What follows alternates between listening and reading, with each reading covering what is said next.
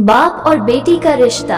बेटी की विदाई के वक्त बाप ही सबसे आखिरी में रोता है। क्यों, चलिए आज आप विस्तारित रूप से समझिए। बाकी सब भावुकता में रोते हैं, पर बाप उस बेटी के बचपन से विदाई तक के बीते हुए पलों को याद कर करके रोता है। माँ बेटी के रिश्तों पर तो बात होती ही है, पर बाप और बेटी का रिश्ता भी समुद्र से गहरा है। हर बाप घर के बेटे को थोड़ा डरा कर रखता है, पर वही बाप अपनी बेटी की हर गलती को नकली दादागिरी दिखाते हुए नजरअंदाज कर देता है।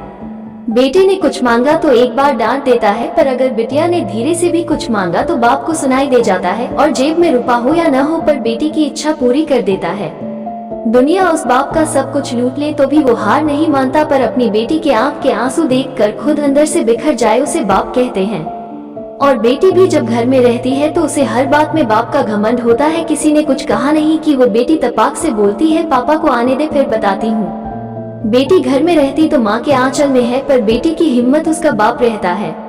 बेटी की जब शादी में विदाई होती है तब वो सबसे मिलकर रोती तो है, पर जैसे ही विदाई के वक्त कुर्सी समेटते बाप को देखती है जाकर झूम जाती है और लिप जाती है और ऐसे कसके पकड़ती है अपने बाप को जैसे माँ अपने बेटे को, क्योंकि उस बच्ची को पता है ये बाप ही है जिसके दम पर मैंने अपनी हर जिद पूरी की थी। खैर बाप खुद रोता भी है और बेटी की पीठ ठोक कर फिर हिम्मत देता है कि बेटा 4 दिन बाद आ जाऊंगा तुझको लेने, और खुद जानबूझकर निकल जाता है किसी कोने में, और उस कोने में जाकर वो बाप कितना फूट फूट कर रोता है ये बात सिर्फ एक बेटी का बाप ही समझ सकता है। जब तक बाप जिंदा रहता है बेटी मायके में हक से आती है और घर में भी जिद कर लेती है, और कोई कुछ कहे तो डट के बोल देती है कि मेरे बाप का घर है। पर जैसे ही बाप मरता है और बेटी आती है तो वो इतनी चीत्कार करके रोती है कि सारे रिश्तेदार समझ जाते हैं कि बेटी आ गई है।